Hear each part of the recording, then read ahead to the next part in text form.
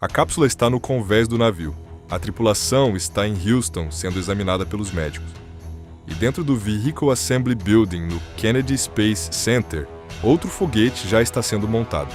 A NASA não está comemorando, não pode se dar ao luxo disso. Porque o que vem depois da Artemis II é tão ambicioso, tão tecnicamente exigente e tão comprimido em seu cronograma que a agência está essencialmente pedindo a si mesma para fazer em 15 meses o que levou uma década para preparar. E cada elo dessa corrente tem que aguentar. Se um ceder, tudo cede. Isso é o que acontece nos próximos 2 anos. E por que pode dar muito errado? Antes de falar sobre o futuro, há uma coisa que precisa ser dita com clareza sobre o passado. O escudo térmico voltou com divots. Novamente, rachaduras, sinais de ablação irregular. A mesma família de problemas que assustou os engenheiros depois da Artemis I. O gerente do programa Orion, Howard Drew, confirmou na coletiva de imprensa após a ameriçagem: o escudo voltou com danos. Mergulhadores estavam na água em minutos fotografando os danos. Aeronaves rastrearam o reingresso da cápsula em tempo real, capturando dados térmicos. A NASA sabia que isso ia acontecer. Voou a missão de qualquer forma porque acreditava que a estrutura subjacente ia aguentar. E aguentou. Mas o problema do escudo não está resolvido, está sendo estudado. A questão que a NASA enfrenta agora é se os dados do reingresso da sexta-feira combinados com os dados da Artemis dão confiança suficiente para certificar o novo design sem outro teste não tripulado. A resposta a essa pergunta define todo o cronograma que vem depois. Se precisar de outro teste não tripulado, a Artemis 3 atrasa. Se a Artemis 3 atrasa, a Artemis 4 atrasa. Se a Artemis 4 atrasa, a China chega primeiro. A equação é essa simples e essa complicada ao mesmo tempo. Por anos, a Artemis 3 era para ser a grande missão. O momento em que humanos pousar na Lua pela primeira vez desde que Gene Cernan subiu de volta ao seu módulo lunar em dezembro de 1972. 2 astronautas desceriam ao polo sul lunar a bordo do sistema de pouso humano Starship da SpaceX. Era para ser a missão de 30 dias mais complexa já tentada. Esse plano acabou. Em janeiro de 2026, a NASA atrasou oficialmente a Artemis 3 para 2028 no mínimo.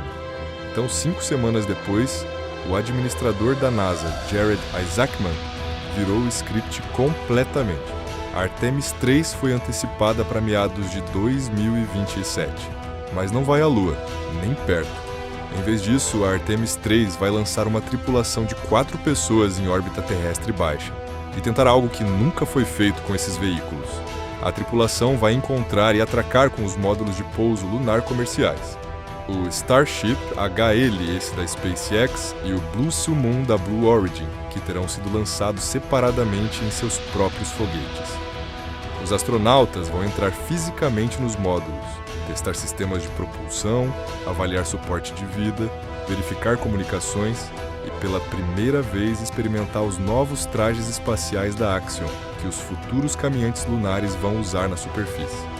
A analogia que a NASA usa é a Apollo 9. Em março de 1969, os astronautas James McDivitt e Rusty Schweickart voaram o módulo lunar em órbita terrestre pela primeira vez, testando a conexão e a separação e o traje que pisaria na Lua 4 meses depois. A Apollo 9 nunca recebe a glória que a Apollo 11 recebe. Ninguém se lembra dela como a dramática. Mas sem ela, a Apollo 11 não acontece. A Artemis 3 é essa missão. Não vai ser glamourosa. Não vai quebrar recordes de distância. Talvez não trende nas redes sociais por mais de um dia. Mas é a missão que torna tudo o mais possível. O desafio da SpaceX é assombroso. O Starship HL, esse precisa chegar à órbita e então ser reabastecido por pelo menos 14 voos separados de naves-tanque a partir de um depósito de propelente pré-posicionado que a SpaceX também precisa construir e encher. Cada voo de tanque usa outro Starship.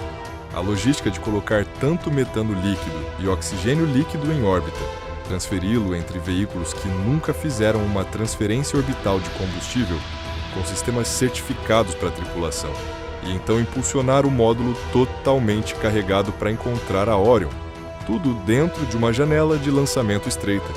É um problema de engenharia que teria parecido impossível há 10 anos. Pode ainda ser. A Blue Origin tem uma abordagem diferente com o Blue Moon, menor e mais convencional em alguns aspectos, mas também nunca voou com humanos a bordo.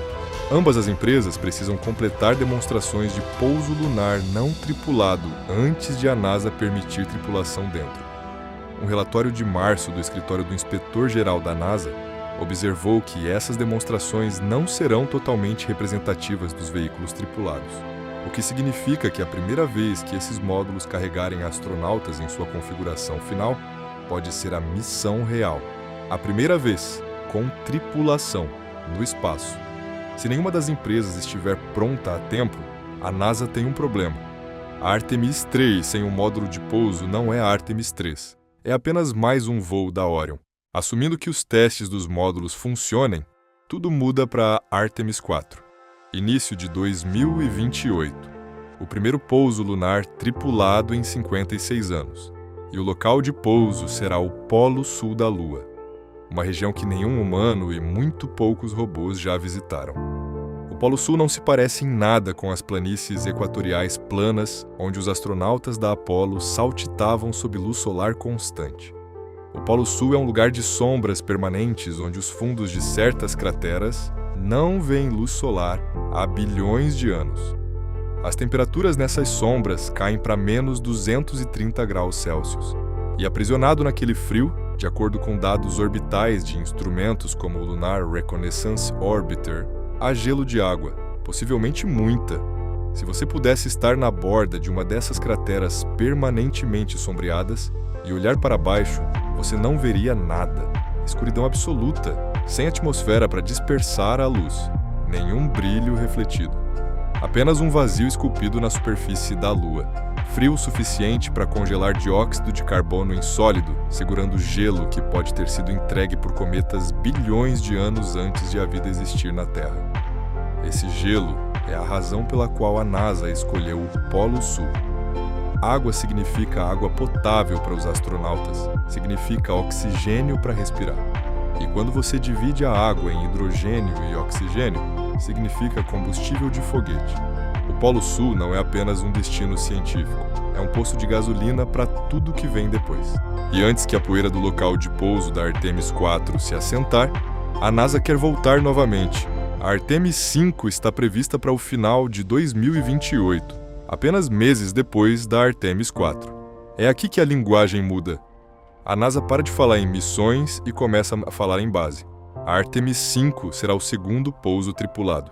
2 astronautas descerão ao Polo Sul a bordo do Blue Moon da Blue Origin. Eles vão dirigir. Pela primeira vez desde a Apollo 17, astronautas terão um rover, um novo veículo de terreno lunar projetado para o ambiente do Polo Sul, pré-posicionado na superfície por uma entrega de carga anterior. Mas o verdadeiro propósito da Artemis 5 é construção. Essa missão é quando a NASA espera começar a construir fisicamente a infraestrutura para um posto avançado lunar permanente. Sistemas de geração de energia, arrays de comunicação e plataformas de mobilidade entregues à superfície por módulos de carga robóticos.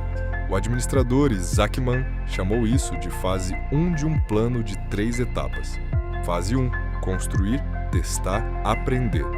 Fase 2, adicionar infraestrutura semi-habitável. Fase 3, presença sustentada. Tripulações se revezando numa base funcional a cada 6 meses, vivendo e trabalhando na Lua por semanas ou meses de cada vez. A meta da NASA para ter habitação humana contínua é 2032.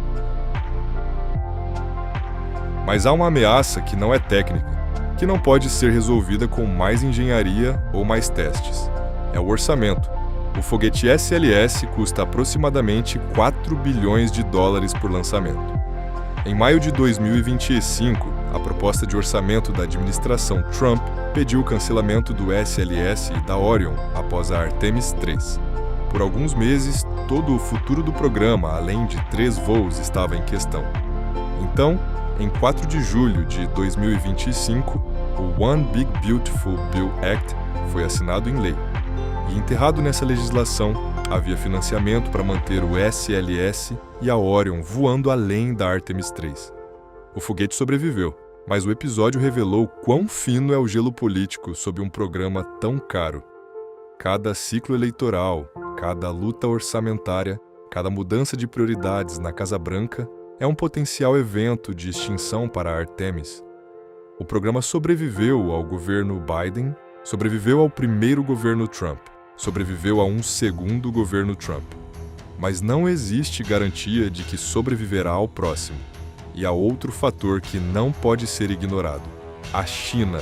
O programa lunar da China está se movendo rápido. Já pousaram robôs no lado oculto da Lua, algo que nenhum outro país fez. Retornaram amostras da superfície lunar.